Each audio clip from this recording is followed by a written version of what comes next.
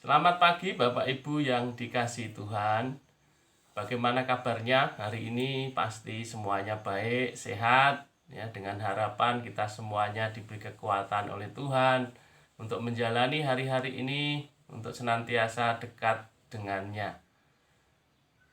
Tema pada pagi hari ini tetap kita melanjutkan melangkah maju dalam kendali Allah.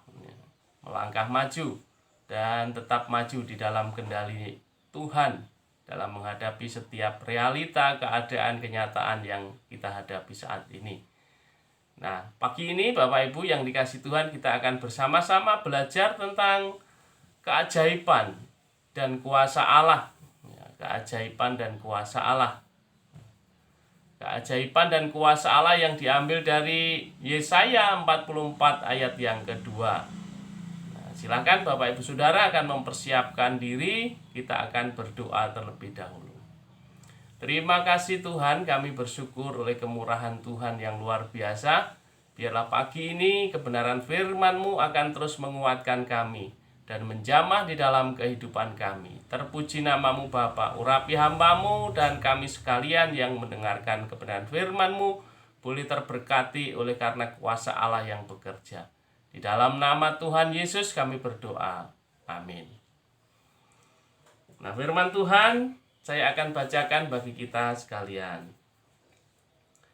Beginilah firman Tuhan yang menjadikan engkau, yang membentuk engkau sejak dari kandungan, dan yang menolong engkau. Janganlah takut, hambaku Yakub, dan hai Yesurun yang telah kupilih. Nah, Bapak Ibu yang dikasihi Tuhan, kalau kita lihat dari sejarah Yesaya sendiri, dia berasal dari seorang dari kalangan yang sangat terpelajar. Selain dia terpelajar, Yesaya putra Amos ini ya, dia adalah orang yang berasal dari kalangan atas, terpelajar, terdidik, dan juga sangat mengenal sekali keluarga kerajaan. Dia hidup di zaman 4 zaman atau 4 raja. Yang pertama, Yesaya ini hidup di zaman Raja Uzia. Kalau kita baca di dalam pasal yang pertama, ya, ayat yang pertama kita akan melihat Yesaya hidup di zaman Raja Uzia. Yang kedua, dia hidup juga di zaman Raja Yotam, ya, Ahaz, kemudian yang terakhir Hizkia. Dia bernubuat tentang Yerusalem dan Yehuda. Yerusalem dan Yehuda. Kondisi dan keadaan pada saat itu yang terjadi, situasi politik, situasi ekonomi, keamanan, semuanya dalam kondisi yang carut marut, ya. Mereka mengalami degradasi moral. Para pemimpin yang saat itu memimpin bangsa Yehuda dan Yerusalem sudah menyimpang dari ketetapan-ketetapan Tuhan. Banyak pemerasan-pemerasan yang terjadi kepada orang-orang miskin. Dan akhirnya Bapak Ibu Saudara, Tuhan mengizinkan satu bangsa untuk menekan dan menindas mereka, yaitu bangsa Asyur. Bangsa Asyur itulah yang dipakai Tuhan untuk menekan dan menindas Yerusalem dan Yehuda. Nah, Bapak Ibu Saudara yang dikasihi Tuhan, ya, terkadang Tuhan mengizinkan semua proses hidup itu terjadi di dalam kehidupan setiap anak-anaknya. Tuhan punya rencana yang indah, Tuhan punya rencana yang luar biasa bagi setiap anak-anaknya, supaya kuasa dan keajaiban dari Tuhan itu terjadi di dalam setiap kehidupan anak-anaknya. Dan rencana Tuhan itu senantiasa membawa kebaikan di dalam setiap kehidupan orang-orang yang mengasihi Dia. Nah, Bapak Ibu Saudara yang dikasihi Tuhan, seperti apakah kuasa dan keajaiban Allah yang dinyatakan kepada setiap anak-anak yang dikasihinya? Kita akan melihat di sini yang pertama, bahwa Allah itu berkuasa merencanakan merancang, ya. Allah berkuasa merancang di dalam segala kehidupan kita. Kalau kita lihat di dalam ayat yang kedua tadi menggunakan kata menjadikan, ya, menjadikan. Beginilah firman Tuhan yang menjadikan engkau. Ya, beginilah firman Tuhan yang menjadikan engkau. Yang dipakai di dalam ayat ini adalah kata menjadikan, atau dalam bahasa aslinya adalah asah. Dalam bahasa Inggrisnya kita melihat di dalam berbagai terjemahan menggunakan kata make, yang berarti membuat. Hal ini berhubungan dengan model atau mode yang akan dibuat atau selalu berkaitan, ya, dengan keindahan, seni, model, mode.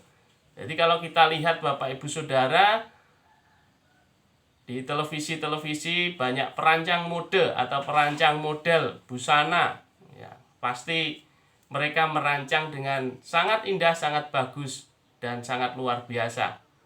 Nah, hal ini juga bisa terlihat Bapak Ibu Saudara yang dikasihi Tuhan ketika kita membaca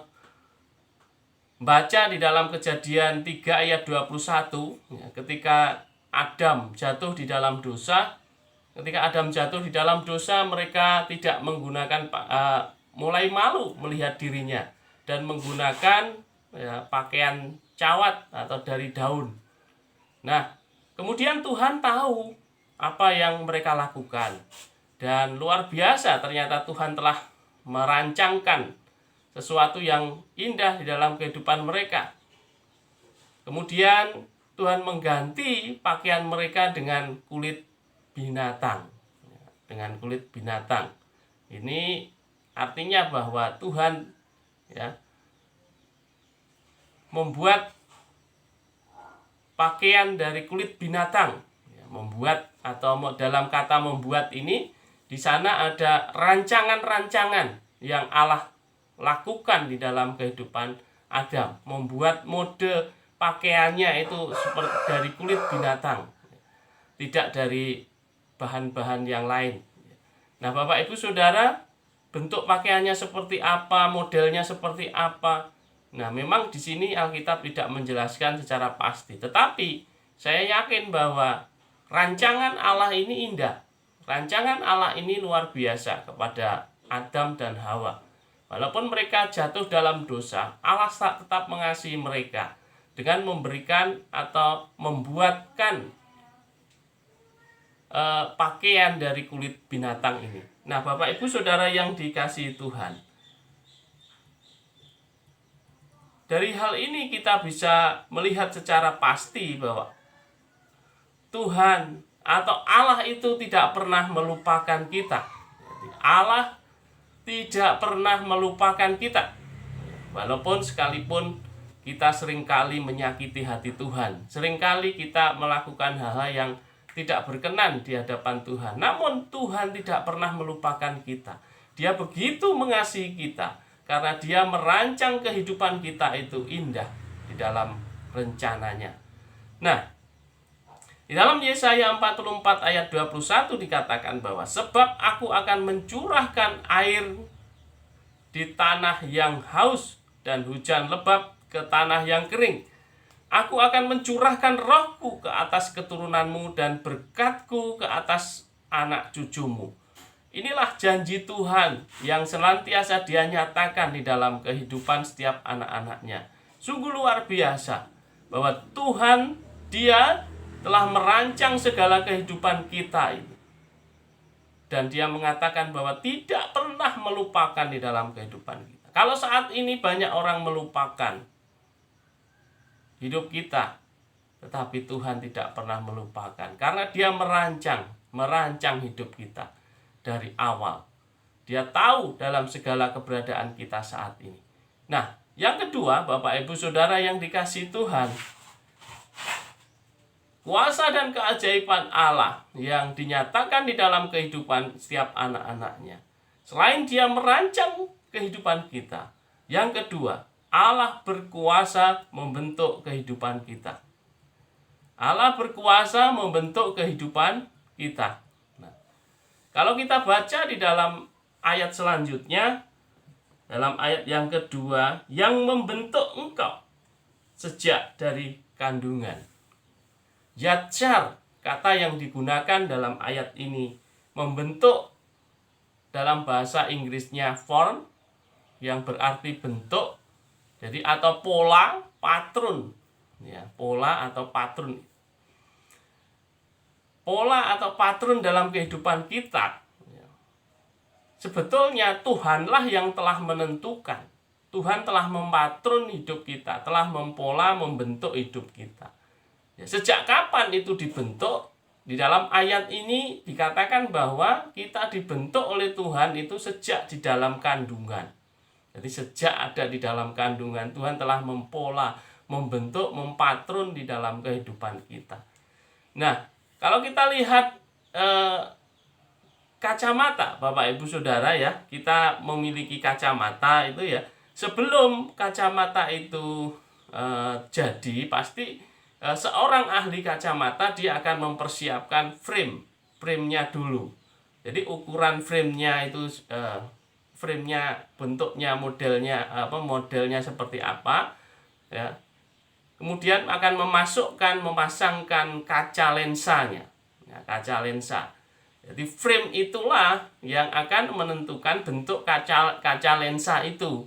Jadi frame itu akan menentukan bentuk dari kaca lensa. Kalau frame-nya itu bentuknya oval, maka kaca lensa itu juga akan mengikuti, bentuknya juga akan oval. Kalau frame-nya itu bundar, maka lensa itu pun juga akan mengikuti frame itu.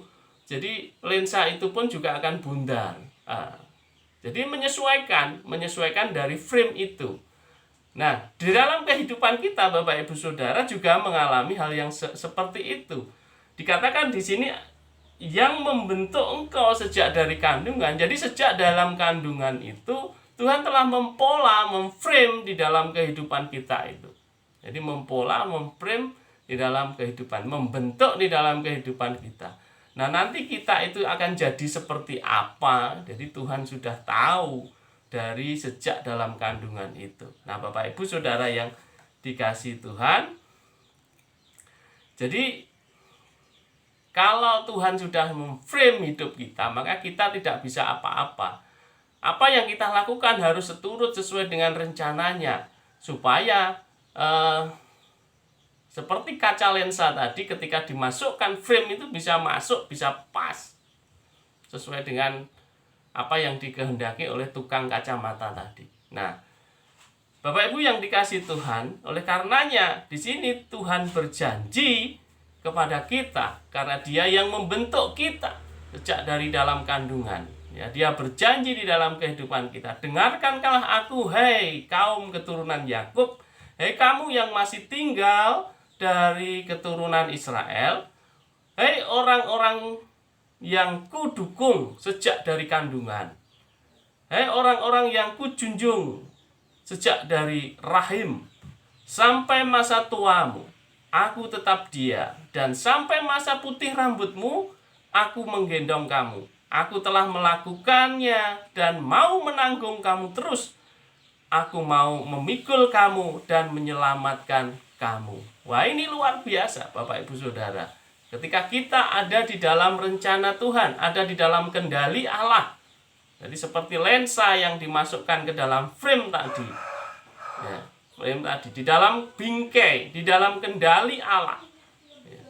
Dia mengatakan, dia berjanji bahwa aku telah menanggung, bahwa aku akan menggendong engkau. Ya.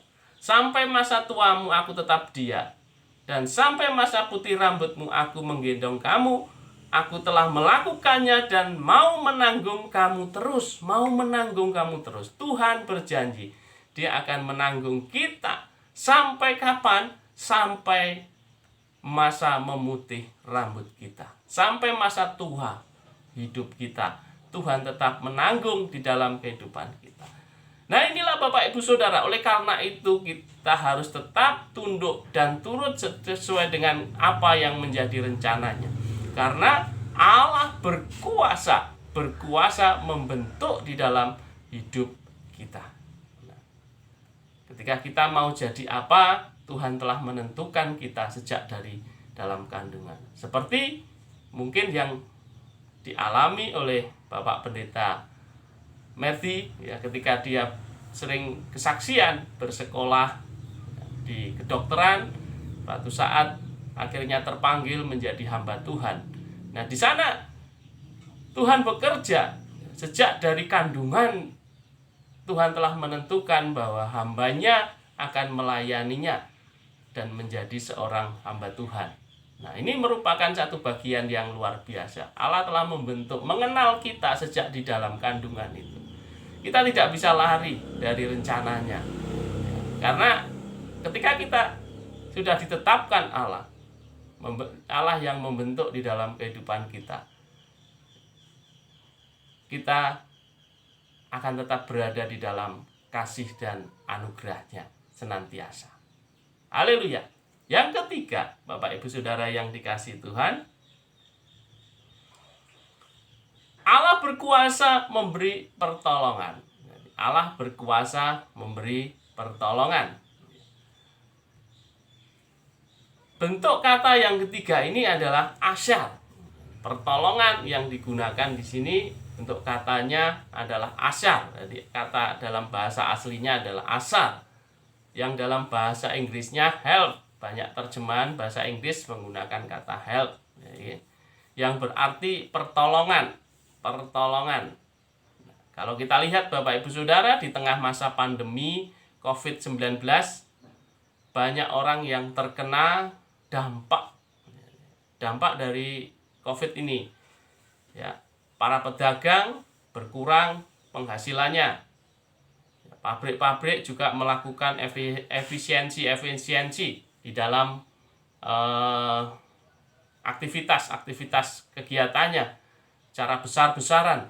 Bahkan gereja juga sekarang mengubah pola pelayanannya dari offline menjadi online, ya, kebanyakan. Walaupun saat ini juga sudah dilakukan secara offline beberapa tempat, ya, tetapi itu pun dalam situasi dan kondisi yang sangat terbatas. Nah, Bapak Ibu Saudara yang dikasihi Tuhan, kalau kita lihat saat ini program sosial yang diluncurkan oleh pemerintah terus digalakkan. Untuk apa tujuannya? Adalah untuk menopang dampak yang terjadi, yang dialami oleh masyarakat kita, ya, masyarakat kita yang terkena COVID ini, Bapak Ibu. Nah, saya mendengar nanti ketika COVID ini sudah selesai, masalah ini sudah selesai, ya, pasti jaminan sosial ini akan berkurang atau bahkan dihentikan dan dialihkan kepada program-program yang lain. Nah, Bapak Ibu Saudara yang dikasihi Tuhan, kalau kita melihat di sini bahwa kita bisa belajar bahwa memang pertolongan yang terjadi, yang dilakukan oleh siapapun juga, baik itu pemerintah ataupun manusia ataupun kita semuanya, itu terbatas, ya, terbatas, tidak bisa selama-lamanya. Semuanya terbatas dalam kondisi terbatas. Tetapi Tuhan kita yang kita sembah di dalam nama Tuhan Yesus Kristus itu adalah Tuhan yang tidak terbatas. Dia menolong kita dalam waktu yang tidak terbatas. Nah, pertolongan itu yang Dia nyatakan di dalam kehidupan kita akan selalu hadir di dalam setiap kehidupan anak-anaknya. Kata asar juga berarti menopang. Menopang, Bapak Ibu Saudara, kalau kita punya rumah, ya, atau punya rumah itu pasti ada cagak-cagaknya, ya. Cagak-cagak itulah yang memiliki kekuatan di dalam rumah itu bisa berdiri kokoh, ya. Berarti di situ menggunakan cagak, ya, cagak-cagak atau topangan, ya, topangan yang menopang semua yang ada di dalam bangunan itu. Nah, Bapak Ibu Saudara yang dikasihi Tuhan, Tuhan itu juga menopang hidup kita. Jadi seperti cagak itu. Jadi cagak yang kuat, cagak yang luar biasa. Tidak pernah akan roboh, tidak akan pernah akan hancur. Karena cagak yang menopang itu semuanya adalah cagak yang luar biasa, yaitu Tuhan sendiri. Memberikan kekuatan di dalam kehidupan kita, menolong, menopang seluruh hidup kita, yang menopang seluruh hidup kita, sehingga kehidupan kita itu ada di dalam kendalinya, di dalam topangan Tuhan.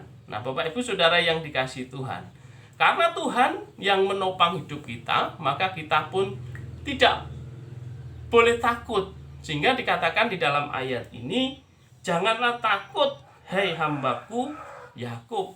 Janganlah takut, Bapak Ibu Saudara sekalian, dan juga saya dan kita semuanya di dalam menjalani kehidupan ini tidak boleh takut, karena ketakutan itu akan merusak semuanya. Ya, kita tidak bisa berpikir secara normal kalau kita takut. Kita tidak bisa menghadapi masalah dengan baik kalau ada ketakutan di dalam kehidupan. Ketakutan yang dimaksud di sini adalah ketakutan yang luar biasa.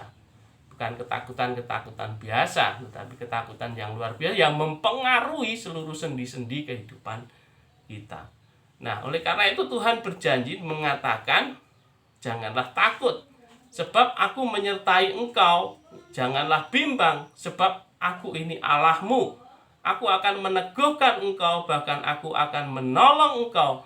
Aku akan memegang engkau dengan tangan kananku yang membawa kemenangan. Yesaya 41 ayat 10. Nah, Bapak Ibu Saudara yang dikasihi Tuhan, Tuhan mengizinkan semua proses dalam hidup kita ini terjadi di setiap waktu untuk membentuk di dalam segala kehidupan kita. Dan rencana Tuhan itu baik di dalam setiap kehidupan anak-anaknya. Semakin kita melawan proses yang diberikan oleh Tuhan, semakin berat di dalam kehidupan kita yang kita jalani saat ini. Nah, seperti seekor kambing yang diikat tali di lehernya, Bapak Ibu ya, ketika dia terus melawan, ingin lepas dari ikatan tali itu, justru tali itu akan menjerat dan semakin mencekik lehernya sehingga dia menjadi sulit bernafas. Nah, namun demikian juga, Bapak Ibu Saudara, janganlah kita takut kepada proses yang diberikan oleh Allah. Semuanya itu untuk kebaikan Tuhan. Mari kita jalani dengan ucapan syukur, dengan hati yang tertuju kepada Tuhan.